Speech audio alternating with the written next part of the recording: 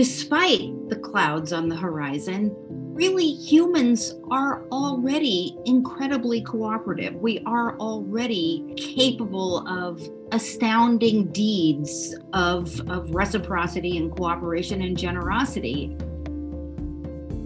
Hello, Vicki Robin here, host of What Could Possibly Go Right, a project of Post-Carbon Institute.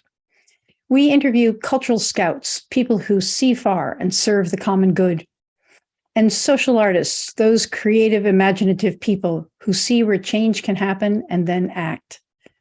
My guest today is Kristin Ohlson. She is an author and freelance journalist who lives in Portland, Oregon. Her books and essays range wide, but all seem to explore themes of surprising relationships that knit nature and human lives together. In a transactional world of competing interests, she sees how we are here for one another. In her latest book, Sweet in Tooth and Claw, she tells stories of mutualism, how plants and animals weave together to create life everywhere on the planet. When I was writing my own book, Blessing the Hands That Feed Us, about local food systems, her prior book, Soil Will Save Us, was a big inspiration. Kristin has published articles in the New York Times, Orion, Discover, Gourmet, and Oprah, and many other print and online publications. Her magazine work has been anthologized in Best American Science Writing. Ohlson says she grew up in a small agricultural town in California's Sacramento Valley, and her parents didn't worry if she was bored or lonely. So when she wasn't in school, she would spend hours in a nearby vacant lot riddled with anthills, watching ants hustle back and forth and occasionally inserting herself in their lives with a spoonful of sugar or sticks to block their paths. She's pretty sure this is where her interest in both science and nature began. And now my conversation with Kristin. Hello, Kristin, and welcome to What Could Possibly Go Right. Our premise is simple. The dark clouds on the horizon are as menacing as any civilization has faced. The media engenders hysteria, but journalists like you dig for the stories of creativity, adaptation, and the new forms emerging mostly out of sight. There's a Chinese proverb that says, "A crisis is an opportunity riding a dangerous wind." Guests like you help us squint through the entangled problems to see the opportunities. There is so much in your recent book, Sweet in Tooth and Claw, about mutuality and reciprocity in the natural world. So here's what I want to know. I want to know what lessons we can learn. Years ago, an Indigenous educator put up a slide of a meadow at the edge of a forest. She then said, "These are our elder brothers. We are the youngest species to walk the earth." At that moment, I could not fathom that the grass was my elder. So would you explore with me the lessons we humans can learn from forests and coral reefs and meadows? What social and cultural patterns do you see emerging that mimic in some way the wisdom of the meadow? For example, you told a story of ranchers, environmentalists, and government, normally enemies, foraging in alliance.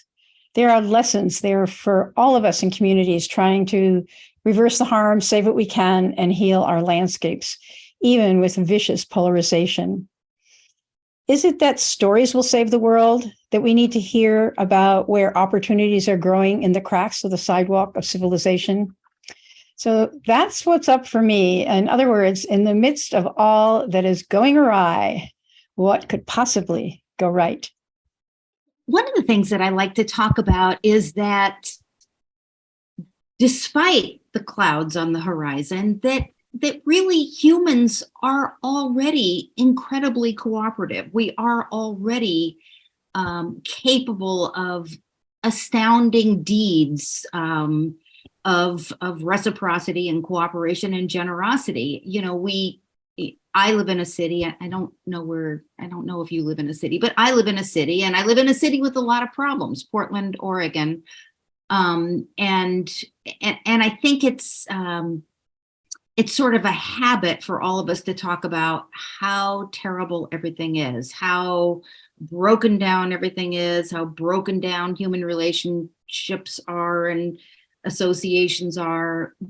But I think that we always have to remind ourselves that that human societies are marvels of cooperation.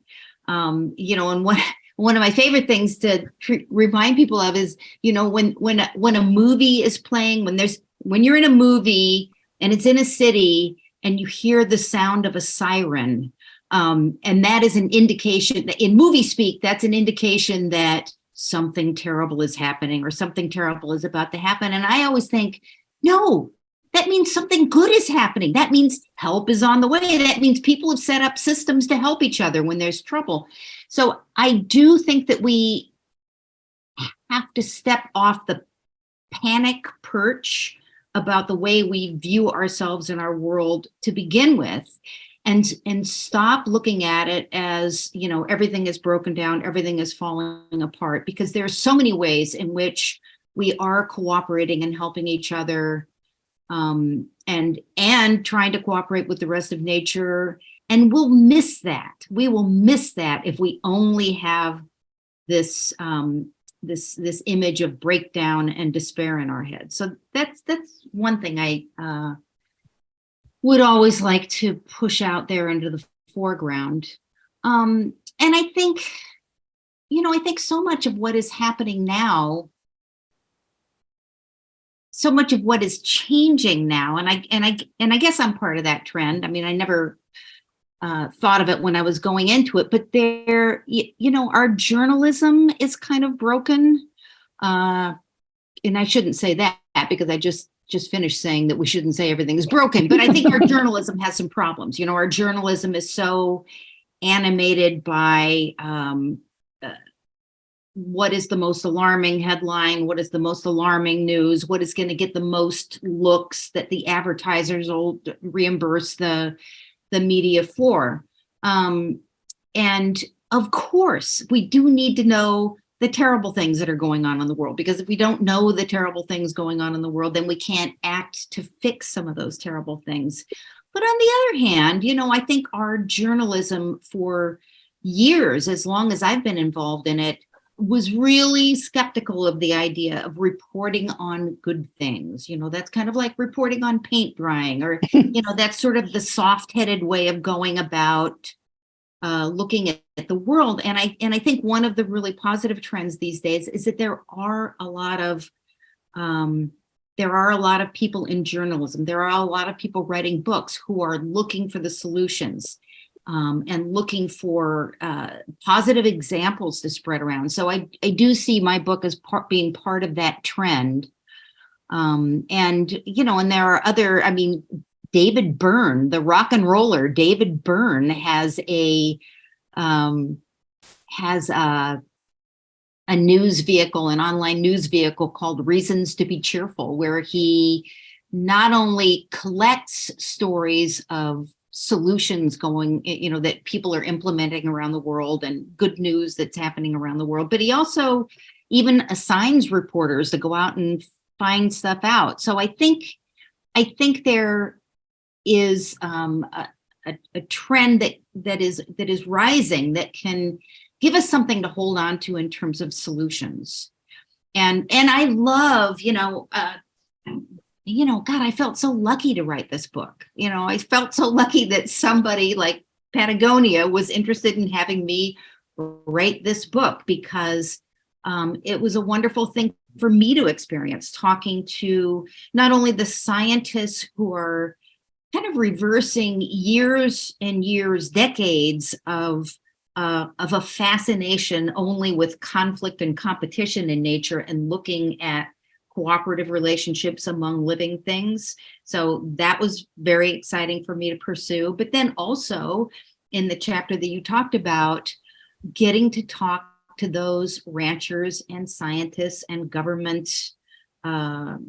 agency officials in Eastern Nevada, where they've done something that is remarkable in so many ways. So just to give the backstory on that, the scientists and the people from some of the government agencies in that part of the state were concerned about the degradation of local streams. And the reason that they were really worried about it is that there's a local trout that's indigenous to those creeks, and they were worried that the creeks were getting too warm and too shallow, and the creeks dried up. It's a very hot part of the country. It's a very hot, stark part of the country, and the creeks would always dry up in the middle of every summer, and they were afraid that it was just going to be impossible for these trout to continue to survive in these streams. So they went and approached the ranchers in that area, and it's a huge ranching area, and we've all, probably everybody that listens to your podcast has heard about the conflicts among ranchers and government agency officials in the past. Anyway, these people went out to the ranchers and said, look, we want you to try something to improve the creeks. We want you to try grazing your cattle differently. And of course, the ranchers, their first reaction to that was, they don't want people telling them how to do their grazing. They're the ones who are making a living at that. Who are these other people to tell them how to change their grazing? And also there's a lot of sensitivity on the part of those ranchers. They've been hearing for years how they're the ones, their livelihood is what is ruining the West, and they're, sensitive to these questions. But anyway, they do want to get along with those scientists and those government agency officials. So they did start to try to change the way that they graze to see if that made any difference for the creeks.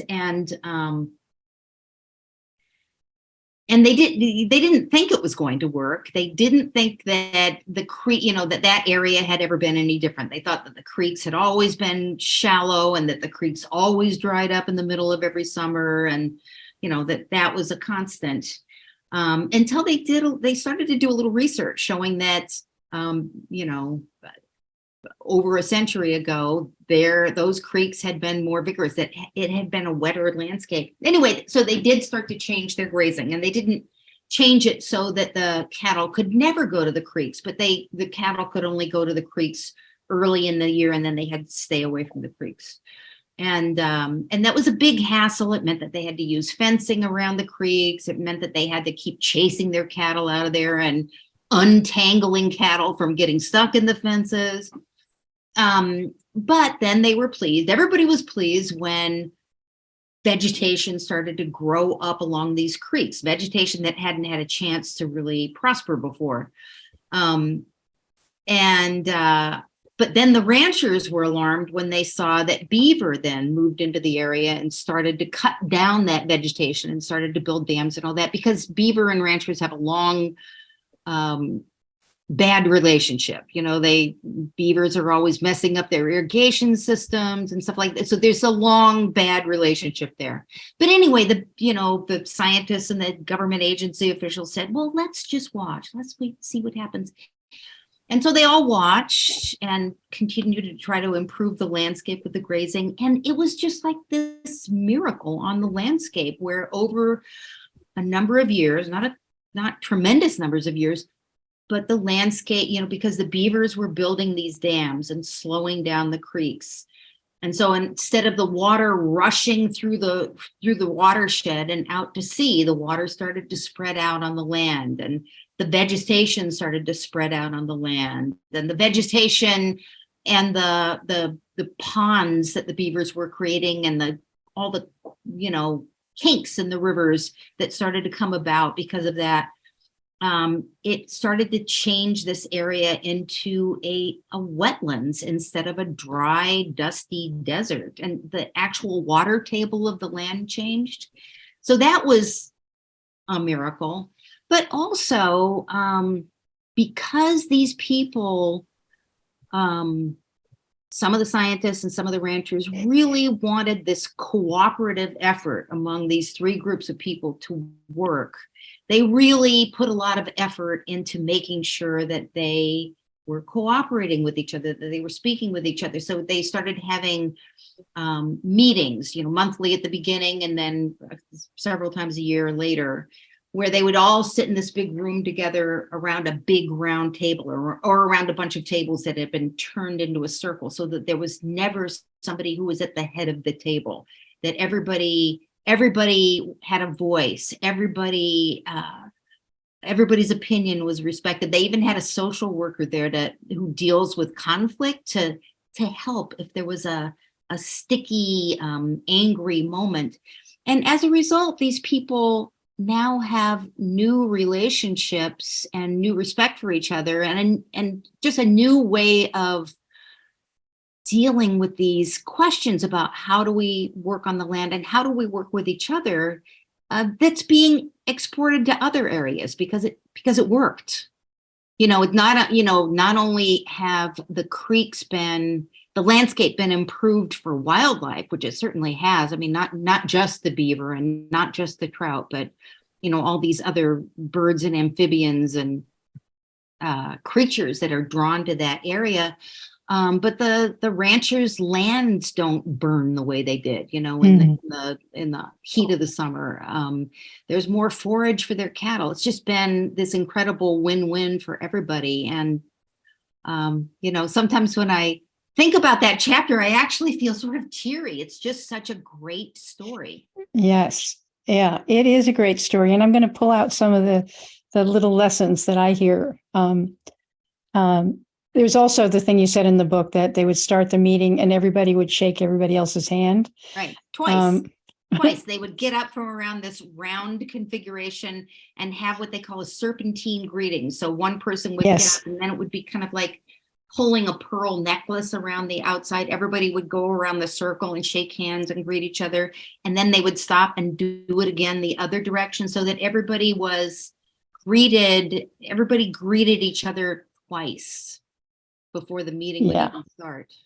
I just experienced, I don't have to do the long story, but some of the indigenous people here created a ceremony around a totem pole. They carved totem poles. I think it was Jewel James, maybe.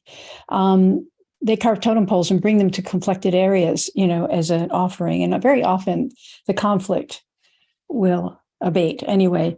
So in this particular ceremony, there wasn't a totem pole, but there were about 50 of us there.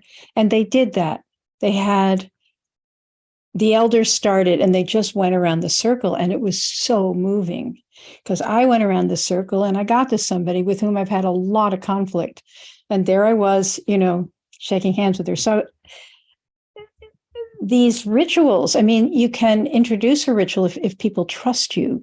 You can introduce something that seems sort of granola.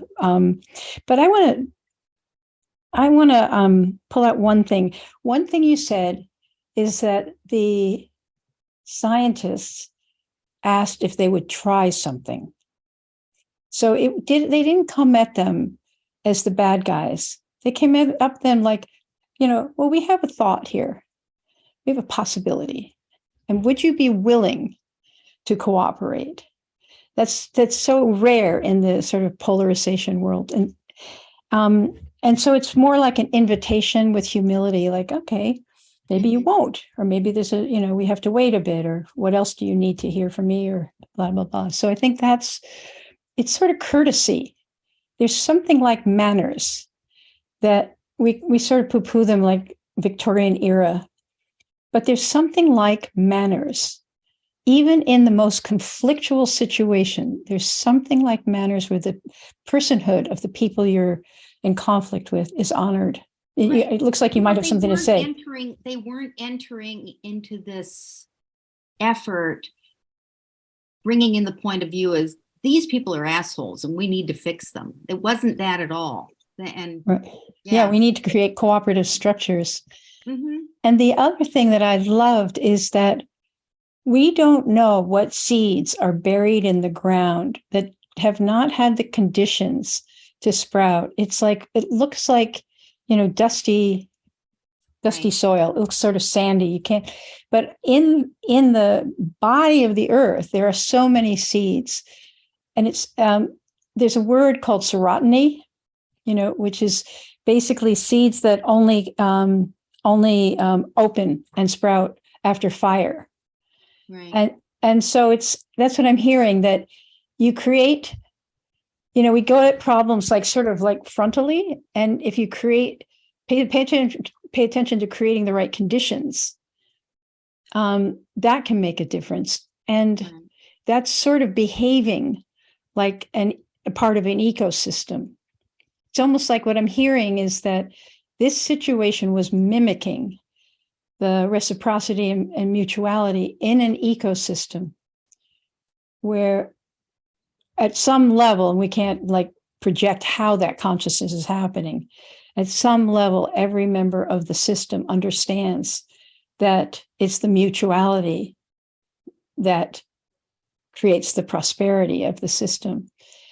So, like, do you have other stories? I think those are the main things. Also, I just had the picture of what if my county council, instead of sitting on a dais and we sitting in, like with our 2 minutes to talk to them, what if we all sit in a circle around a table? I think it would be transformational. But anyway, so just other reflections. I singled out that story, but, in ecosystems that were degraded and now are flourishing, what kind of interventions happened? What was the relationship between people and the land that changed it? Well, another ecosystem restoration that I wrote about in the book was on the North River in Oregon, when, it sounds like such a simple thing where all these groups finally raised the money and and did the science, did the figuring out of what the problem was, to remove a culvert that had been in place for 60 years. And it just sort of doesn't even sound like it could be that big a deal. But somebody, put in this culvert 60 years ago so that a road could go over the top of a creek. And it was just wrong. It was up too high. It was up so high that salmon and lamprey could no longer go upriver. And they tried putting in fish ladders, but it still didn't work for the salmon. And it was also sort of situated in a way that the kind of wood and pebbles and just junk that lands in a stream that is actually really helpful for making habitat in the water, it wasn't coming through the culvert and making refreshing habitat for the salmon on the downside. And it really just seems like such a simple thing. Finally, they got the money and the figuring it out what they needed to do, and they replaced this culvert, and it was just an incredible change to the ecosystem upstream. The salmon started moving up and reestablishing themselves, not only in the places where they had been before, but even going farther up the creek. And in that other chapter of the book, but before I get to the culvert part, we learned that one of the main sources of nitrogen, which is an element that forests really need to be healthy, that one of the great sources of nitrogen in forests, in this part of the country are salmon carcasses. When the salmon move upstream, bears and other predators get out there and they eat a little bit of them, and then they toss their carcasses into the woods, and the fungi that knit all those trees together and knit those trees together and move water and nutrients and messages around the forest. They take that nitrogen from the bodies, that nitrogen that the salmon have brought from deep in the ocean. So it's like the salmon coming into a waterway, it's like a gift to the forest alongside. So then that was able to happen in the forest upstream of that culvert. It's just this wonderful, it's a crescendo of goodness that comes from that. One seems like such a simple act of replacing a culvert that was mucking things up. And it took research to understand what was mucking things up. Just right. like it took research, and that's I really love Robin Wall Kimmerer's all of her articulations about our relationship with the rest of the natural world. And she was she says many things, but don't take too much, And sometimes science is, sometimes it's science that can tell us, it's a good tool for telling us what is taking too much or what's doing the damage. So yeah, we definitely need science in these situations to figure out what's going on. Right. Where are the barriers? So taking a systems approach, and I think in our human systems it's just such a, mutual battering rams right now, and it's not going to get any better, I don't think, if it just is media fed. But taking time to see where the stuck place is. Mm-hmm. And the other thing I noticed in both of these stories was that groups that may not have any connection with one another on a daily basis, they're not knitted like a forest is knitted. Our ecosystem of nonprofits and of, government agencies are not knitted together. And that, just like a simple knitting of 3 or 4 agencies, 3 or 4, and together they can raise the sufficient amount of money to actually solve the problem. And a lot of times activists are sort of on the ground, punching our fists, in the air, just demanding change. But it's not doing the knitting of agencies or groups where there's a mutual benefit. And I remember it's like situations. One time I was for a project, I was doing a lot of networking, and there was one organization that wouldn't come to the table because they said, we are the table. Okay. So it's that question of the pre-work. I hear the pre-work, and then also the what are the facilitating elements, so that, because you can't just bring opposing things together and presume that they're going to just turn out if you make a round table. So, what is the sort of social glue elements of how these things knit? Because I'm sure that, if you went about collecting stories of how communities, in relationship with the natural world, in landscapes, how communities have become part of the ecosystem, have been, it's almost like we become representatives. We could become the voice of the ecosystem rather than,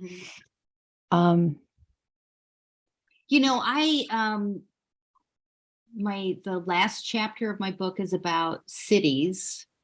And I got to meet with, while my leg was broken, I got to fly to France and go to this conference of these amazing activists and visionaries and thinker-doers from around the world who are trying to make cities greener and more welcoming to the rest of nature. And of course, then that makes cities more welcoming to humans. So I loved watching that process going on. How can we adjust the way we have buildings and walkways and parks, and how can we do all this so that we are making room for the rest of nature? Right. And so the poster child for that effort around the world, I think, is still Singapore. Singapore, they have policies where if there's a building going in and replacing an ecosystem on the ground, well, there's a lot of pressure, a lot of motivation to replace that, have that ecosystem, have that greenery and those plants and the animals that interact with those plants, have them somewhere else, on top of the building, going up the sides of the building.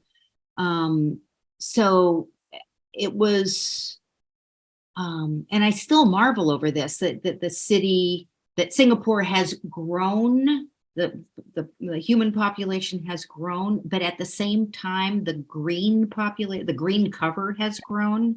We think of that as being opposing in, directions, that those couldn't possibly happen together.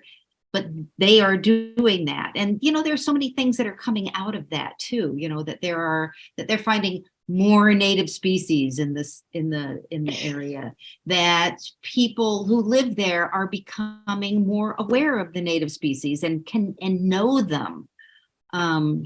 Just so many wonderful things happening at the same time, this braid of good things happening because they're trying to make Singapore something that welcomes all of nature, not just us. Mm-hmm. It's interesting how a principle that's adopted by government can make a difference. And back, I think in the early 1990s, when I was working on Sustainable Seattle, we were just starting to develop indicators of sustainability. And I came across the story of Portland, which is probably not true anymore, but there was a principle said everybody has the right to see Mount Hood. And it governed the building. People could not build something tall in front of somebody else's view. Huh. And, it's probably obviated now. I live in a neighborhood in which there was a principle when it started that you can't grow trees through somebody else's view. Of course, everybody did, and so people have lost what was most precious about having a house in this neighborhood. So it's that's just another lesson I'm deriving is how a core principle, not imposed, not like my values, God, one principle could be that, God is in the center of everything. Well, there's going to be a lot of people who don't believe that. But if you can find that thing about if you build a building, you have to replace the nature that the building got rid of. That sort of jumps to the top of the decision tree. It just sits there. And so underneath that, you have to make different decisions. The other thing, and I know we're cranking along here, and if you have to leave, you can just tell me, but I don't. Yeah, I in the story that you told of, and I may bollocks her name, Susan Simard. Is that how you say? Simard, yeah. Simard, yeah. You told a story of research, a massive research project they were doing about the forest, and the results of that project were not going to be within her lifetime. Right. Yeah. And I think there's something in there also in these stories that. And it doesn't have to be politicians. It doesn't have to be, corporations. It doesn't have to be any particular entity. It could be individuals or, like the knitting club. But that idea that the effects of what I'm doing, I know this is the seventh generation principle, but it's not, that's even hard for at least Americans to think about. They can barely think about the next generation. They don't want to pay their property taxes to support the schools because I don't have kids. We just narrow-minded.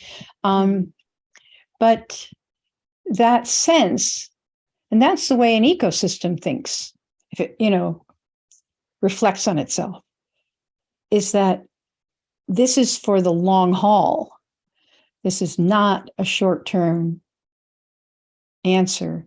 So, are there stories that you collected around the impact of sort of intergenerational awareness, gratitude for the sidewalks that our ancestors put in, whether or not we like concrete, and and thoughtfulness about initiating things that you may not see in your lifetime, and you may not have the satisfaction of knowing that your fingerprint is on it.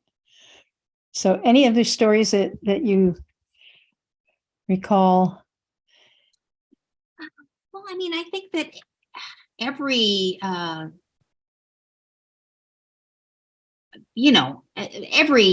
action that any of the people that I wrote about is going to, create waves going forward. I think about the research in the chapter about agriculture. They're doing all this paint. I think some of us I'm always blown away by how much research it takes, how much work it takes to understand what's going on in nature. There will be some scientist that is looking at,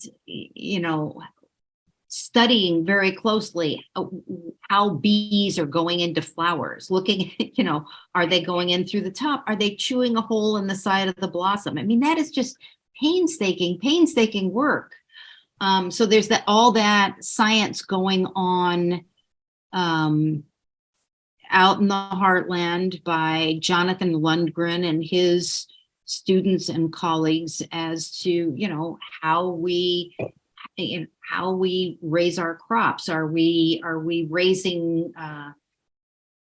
what's the difference between growing corn when it's corn in a monoculture with rows and a bare area between it, this bare ground between it. What's the difference between that and these cornfields where, they're raising, they have corn growing in the midst of dozens of other kinds of plants, so that it looks kind of like a jungle, not like what we think of as a cornfield.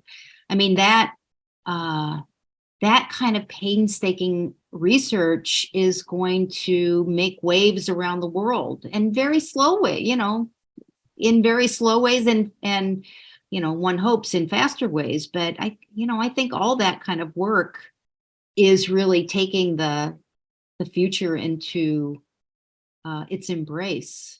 Mm. So you just bring up something for me, is the question of the pace of change, and it feels like we're right now running to outrun the consequences of the industrial growth society.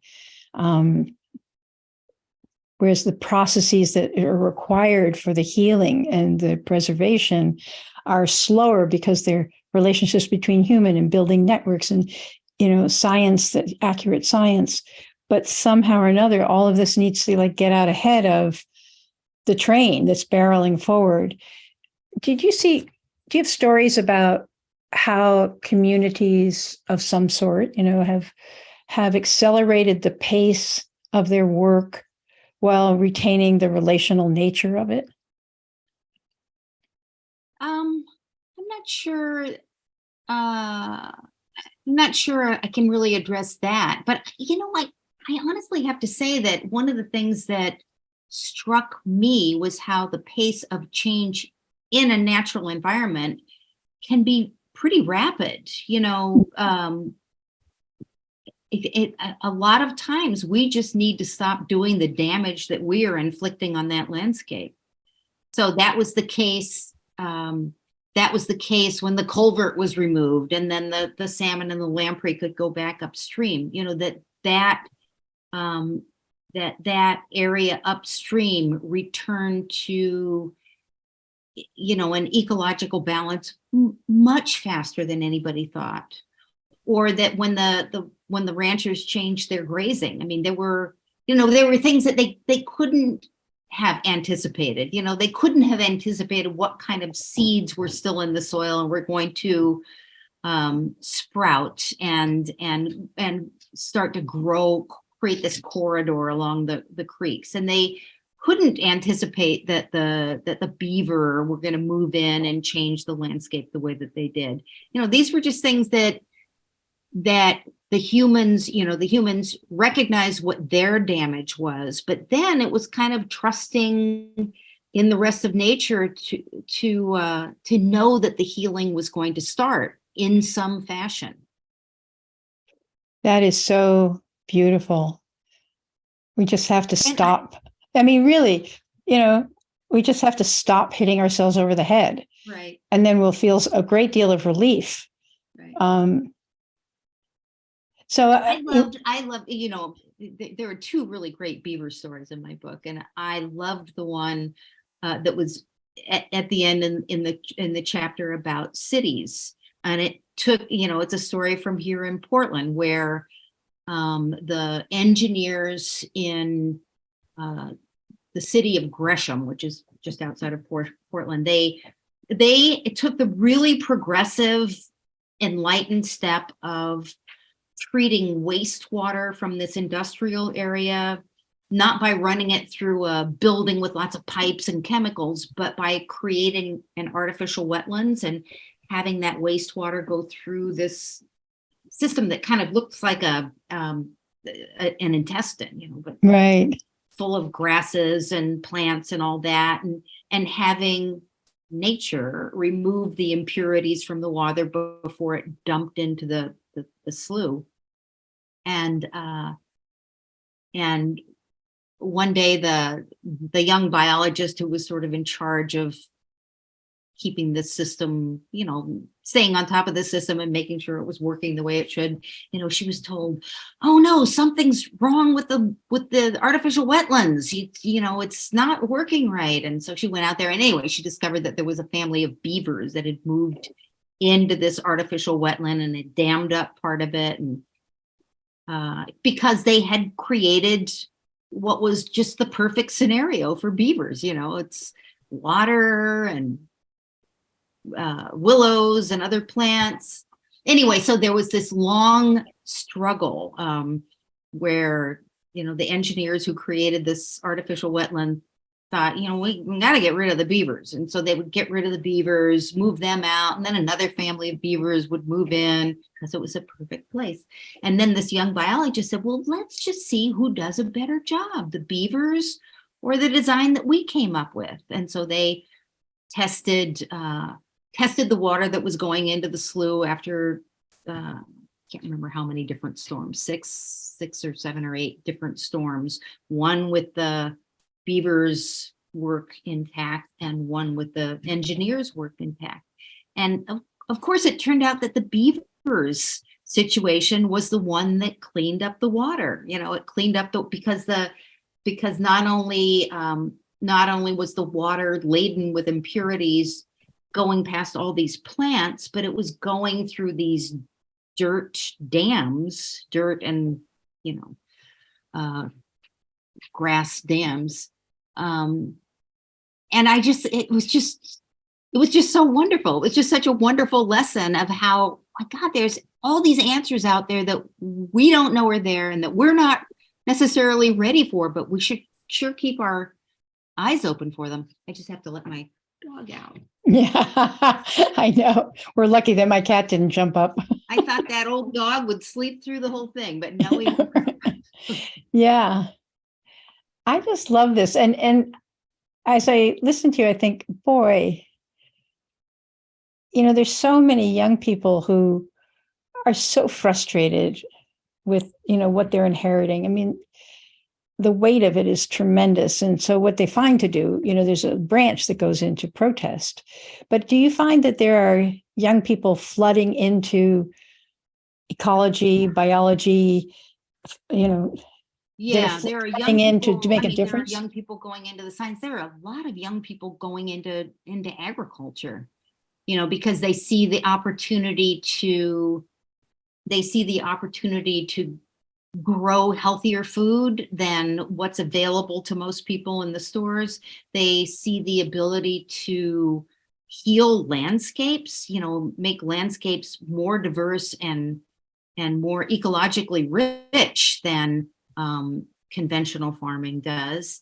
And, I think that there's been such an emphasis on it for decades that, smart people go into working with their head.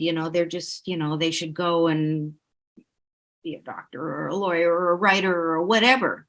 But there are a lot of people who want to do both. They want to work with their hands and they want to work with their heads and they want to work on the landscape. And so, yeah, I just see so many. It's super exciting to me. I'll go to conferences. Like there's a group, and I think they're headquartered in Washington, although their conferences are back and forth, but the Organic Seed Alliance, and I wrote about them in the book. And I love going to those conferences because, when the media reports about farming, they talk about, the graying of farming, that all the farmers are getting old and who's going to do it. There are just so many young people there and they're dying to have their own farms. And a lot of them are renting land to do farming.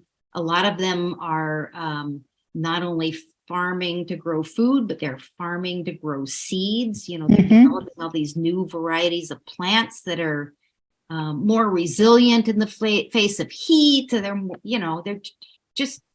just doing brilliant work. So I find that super exciting. Exactly.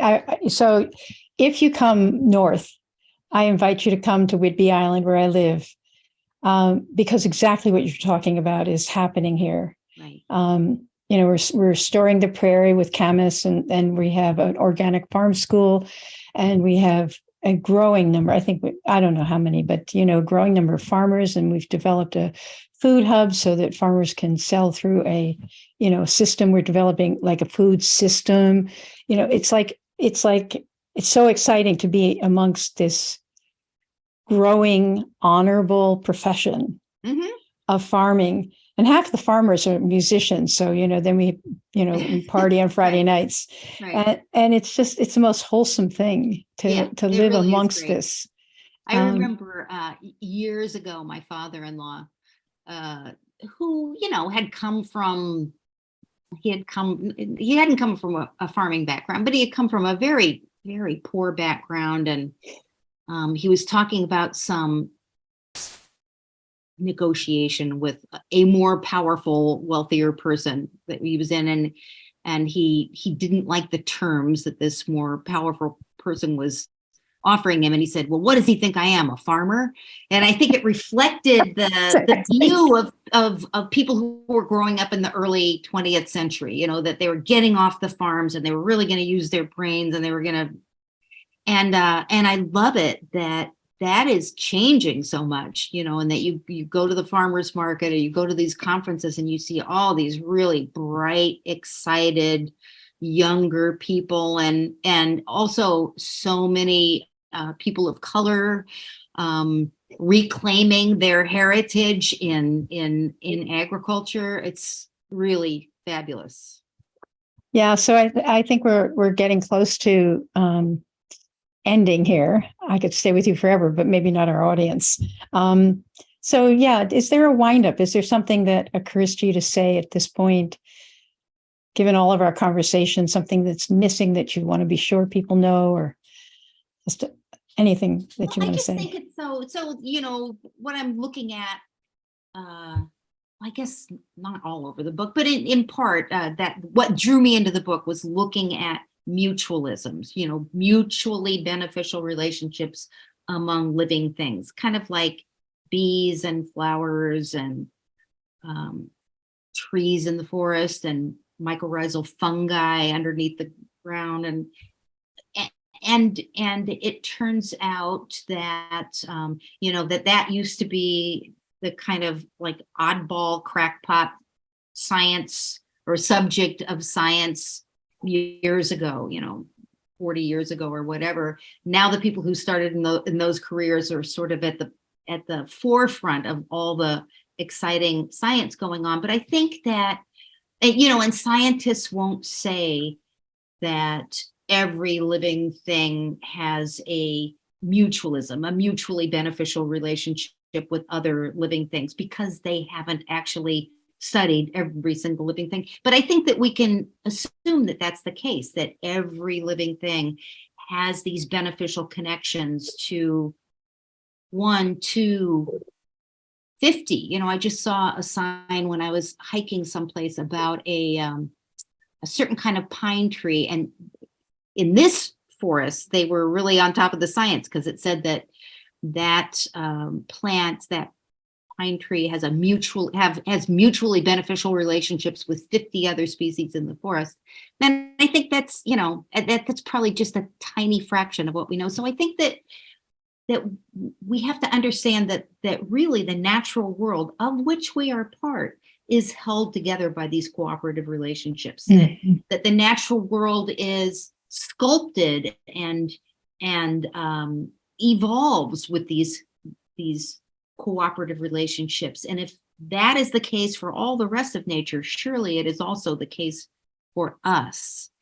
And I think that if we can take that to heart, that we can figure out a lot of our difficulties if we can take that to heart, that message of cooperation and connection. We need to hold on to that. Right. Create the conditions in which we behave like we're part of an ecosystem. And part of it, really, Kristin, is storytelling. Right. A big part of it is storytelling. It's not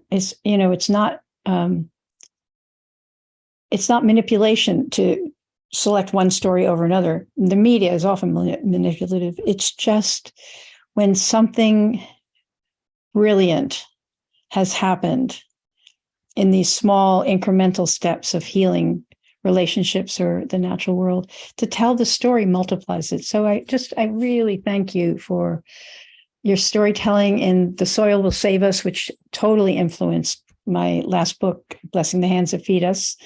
And then, your storytelling in this. And, I think we're all eager to see what stories you're going to collect in a while. Well, so great talking to you, Vicki. And I admire all of your work so much. Thank you. Hey, thanks for listening. Don't forget to subscribe and leave us a 5-star review so that this hopeful message can get out to more people. Check out Post Carbon Institute's Resilience website for show notes and for more guest information. Thanks also to Asher Miller, Amy Burringroot, and Clara Winter of Post Carbon Institute, plus production assistant Michelle Wigg from frugalityandfreedom.com.